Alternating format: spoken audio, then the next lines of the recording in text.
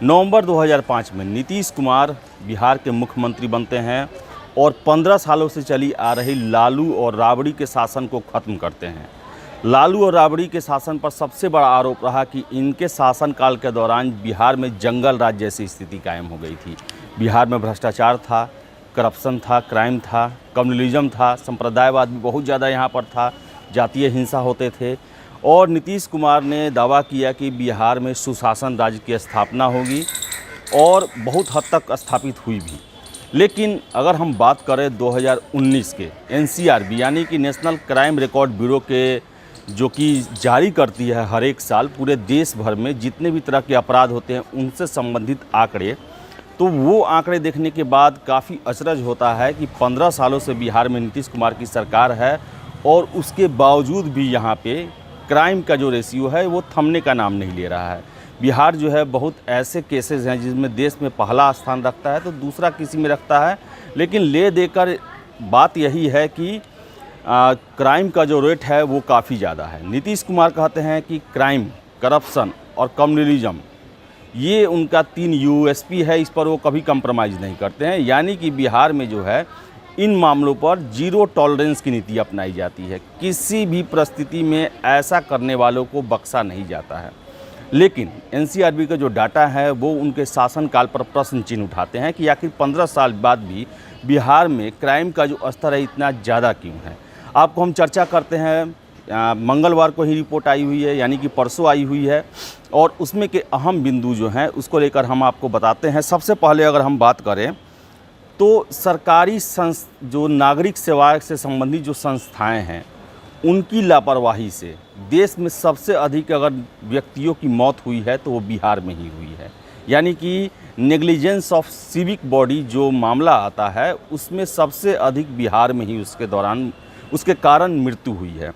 आपको हम बता दें कि पूरे देश में 154 मामले हुए हैं ऐसे, जिसमें अकेले जो बिहार में जो है वो 66 मौतें हुई। यानी कि पूरे देश में 154 मौतों में बिहार में 66 मौतें होती है। तो आप समझ सकते हैं कि यहाँ की सरकारी सेवाएं जो हैं, नागरिक सेवाओं से जुड़ी हुई जो संस्थाएं हैं उनके कार्य प्रणाली कैसा है, यानी कितने वो लापरवाह हैं। और नीतीश कुमार 15 साल शासन करते हुए भी उन सेवाओं को दुरुस्त नहीं कर पाएँ, उसमें सुधार नहीं ला पाएँ। ये जितने भी राज्य हैं, केंद्र शासित प्रदेश हैं, उनमें सबसे टॉप में इसकी स्थिति बनी हुई है लापरवाही की। दूसरा एक अहम मुद्दा आता है बिहार का स्वास्थ्य व्यवस्था, जो कि हम सब जानते हैं और लगातार जो है इससे संबंधित खबरें आती हैं कि मेडिकल व्यवस्था यहाँ काफ़ी ख़राब है।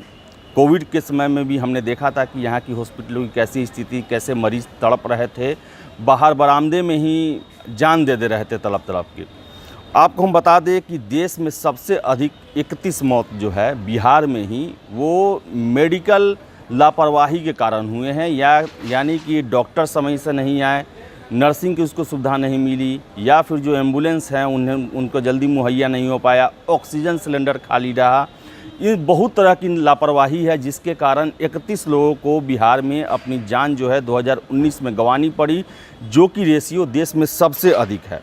इसके बाद बता दें हम कि 216 जो मामले इस मेडिकल जो लापरवाही है इससे संबंधित पूरे देश में आए और दूसरा पोजीशन रहा एमपी, मध्य प्रदेश और उत्तर प्रदेश का, जहां 26 मौतें हुई मेडिकल लापरवाही के चलते। तो बिहार में मेडिकल सेवा भी अच्छी नहीं है और लापरवाही के चलते 2019 में 31 मौत जो कि रजिस्टर्ड हुई वो लापरवाही के चलते हुई।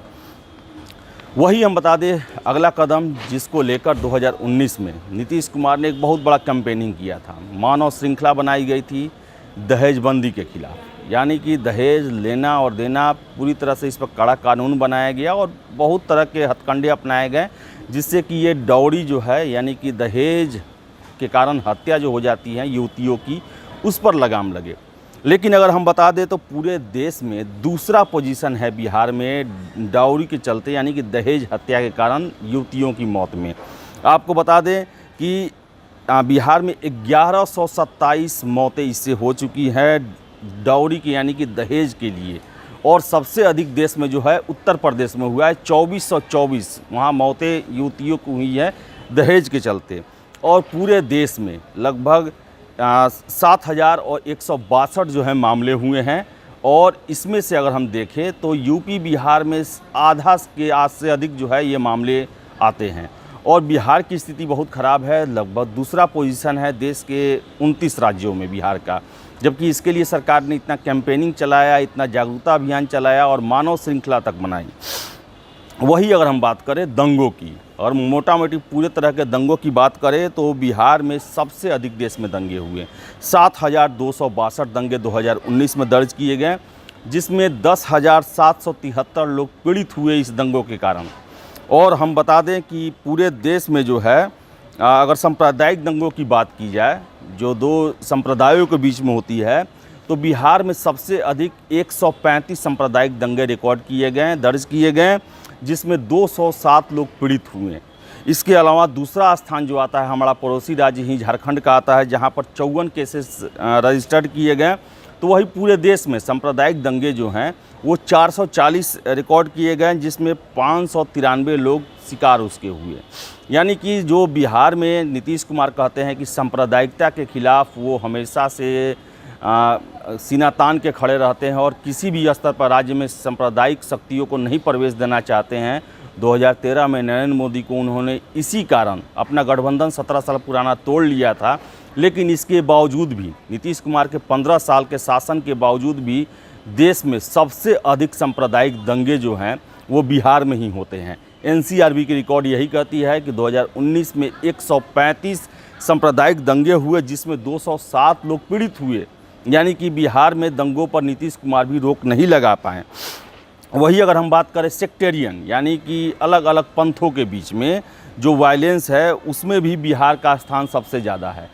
29 मामले दर्ज किए गए हैं बिहार में सेक्टेरियन वायलेंस के, और दूसरा जो पोजीशन है गुजरात का है, जहां पर 26 ऐसे मामले दर्ज किए गए हैं। तो चाहे वो सांप्रदायिक दंगा हो या सेक्टेरियन दंगा हो, दोनों में बिहार का स्थान जो है वो पहला आता है। वही अगर हम बात करें जातीय हिंसा की, जातीय झड़प की, जातीय वर्चस्व की लड़ाई की, तो इसका जो है इसमें भी बिहार का पहला पोजीशन आता है। 2019 की एनसीआरबी रिपोर्ट जो कि मंगलवार को जारी हुआ, उसके हिसाब से 131 केसेस जो हैं बिहार में दर्ज किए गए और 269 लोग इसके विक्टिम यानी कि शिकार बने, और देश भर में 492 इसके संबंधित मामले दर्ज किए गए और 721 लोग जो हैं इसके शिकार हुए। तो देश बिहार में आप देख सकते हैं कि जातीय संघर्ष जो है वो भी बहुत सबसे ज़्यादा है देश में। जातीय संघर्ष हुआ, चाहे सांप्रदायिक संघर्ष हुआ, सेक्टेरियन राइटिंग हुआ, ये सभी में बिहार जो है टॉप स्थान रखता है 15 साल बाद भी नीतीश कुमार के शासन के। वही अगर हम बात करें कृषि से संबंधित हिंसा की, तो कृषि में जैसे दूसरे की फसल काट लेना, उसमें आग लगा देना, या कृषि से संबंधित कोई भी तरह का जो हिंसा होता है, वायलेंस होता है, उसमें भी बिहार का सब स्थान जो है पूरे देश में पहला आता है। 940 मामले कृषि वायलेंस से संबंधित दर्ज किए गए बिहार में एक साल में। 2019 में आपको बता दें 1579 जो मामले हैं वो पूरे देश में आपको दर्ज किए गए, और लगभग आधे से अधिक जो है केवल बिहार में कृषि से संबंधित हिंसा को दर्ज किया गया है, और इसके कारण बिहार में 1136 लोग पीड़ित हुए हैं। वही अगर हम दूसरे दंगों की बात करें तो दंगे जो कि छात्रों के द्वारा उत्पात मचाया गया, उसमें बिहार का जो स्थान है वो तीसरा आता है। 50 घटनाएं 2019 में दर्ज की गई, जिसमें छात्रों के द्वारा उत्पात मचाया गया, दंगा जैसी स्थिति उत्पन्न किया गया, जिसमें 169 पीड़ित रहे। इसके अलावा आपको बता दें देश में 391 छात्रों के द्वारा जो दंगा है उसके मामले दर्ज किए गए, जिसमें 663 पीड़ित दर्ज किए गए, उसके शिकार हुए। और वही बिहार में जो है 50 घटनाएं जो हैं सबसे अधिक, सबसे तीसरा स्थान, बिहार में तीसरा स्थान आता है इसमें। वही अगर हम अगली बात करें, अगली जो क्राइम की, तो वो संपत्ति विवाद से संबंधित है। इसमें भी बिहार का स्थान जो है दूसरा है। पहला महाराष्ट्र का है और दूसरा जो है बिहार का है, जहां पर 184 जो है वैसे मामले दर्ज किए गए क्योंकि संपत्ति के विवाद से जुड़ा हुआ था, और इसमें 386 लोग पीड़ित पाए गए इसमें। तो ये है बिहार का एनसीआरबी का रिपोर्ट, जिसमें दिया हुआ है कि बिहार में जो है अगर बात करें हम तो दंगों की, तो दंगों में लगभग जितने भी मामले होते हैं उन सभी में बिहार की स्थिति जो है आज भी टॉप की बनी हुई है। यानी कि बिहार में जो क्राइम करप्शन और कम्युनलिज्म जिसकी बातें करते हैं नीतीश कुमार कि वो उनका यूएसपी है और इसमें बिहार में सुधार हुआ है और बिहार इससे काफ़ी आगे निकल चुका है, तो ऐसी बातें ज़मीन पर और एनसीआरबी के रिकॉर्ड में नज़र नहीं आती है। यहाँ पर सरकार पूरी तरह फेलियोर है और केवल नारों और वादों से ही बस काम चलाया जा रहा है, जबकि थानों में मामले जो है दर्ज होते ही जा रहे हैं और यहाँ बिहार के लोग इससे इसके शिकार होते ही जा रहे हैं। तो एनसीआरबी की रिपोर्ट ने यह साफ कर दिया है कि बिहार में जो है सुशासन जैसी कोई संकल्पना नहीं है, बल्कि यहाँ पर एक ब्रांडिंग किया गया है सुशासन का और जो घटनाएं हैं वो पहले की तरह ही बरकरार है और बिहार जो है उसमें ज़्यादातर में जो क्राइम से संबंधित घटनाएं हैं उसमें टॉप में अपनी पोजीशन बरकरार रखा है।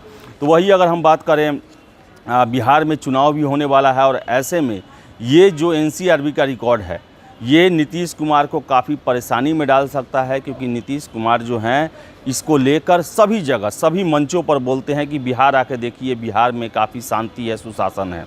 लेकिन एनसीआरबी का जो रिकॉर्ड है वो इससे उलट बयान करता है कि बिहार में केवल जो है वो जुमलेबाजी की गई है और डाटाओं के साथ खेला गया है। जो वास्तविक जो स्थिति है, जो घटना है वो अभी अच्छी नहीं है, इसमें सुधार की ज़रूरत है। इसके साथ ही साथ जो मेडिकल सेवा है उसमें ये बताया जाता है कि डॉक्टरों की कमी है, जो डिस्ट्रिक्ट का हेल्थ सिस्टम है वो बहुत ही ख़राब है, नर्सेज हड़ताल पर रहती हैं और व्यापक भ्रष्टाचार है उसमें। वैसी ही हाल जो है यहाँ के एडमिनिस्ट्रेशन में है। जो एक्सपर्ट है उनका कहना है कि 2015 के बाद से प्रशासनिक ढीलापन आ गया है और सरकार की पकड़ प्रशासन पर उतनी नहीं रह पाई है और प्रशासनिक जो अफसर हैं वो भ्रष्टाचार करने में ज़्यादा लिप्त रहते हैं, जिसके कारण ये क्राइम रेट जो है बढ़ते ही जा रहा है बिहार में। और बिहार में जो है एक सिचुएशन कहे तो अच्छी नहीं है, ऐसा एनसीआरबी बता रहा है। तो ये थी हमारी स्पेशल रिपोर्ट। देश और दुनिया से जुड़ी सभी प्रमुख खबरों के लिए हमारे चैनल को सब्सक्राइब करें और लेटेस्ट वीडियो पाने के लिए बेल आइकन को जरूर दबाएं। साथ ही हमारे वीडियो को लाइक और शेयर करना ना भूलें।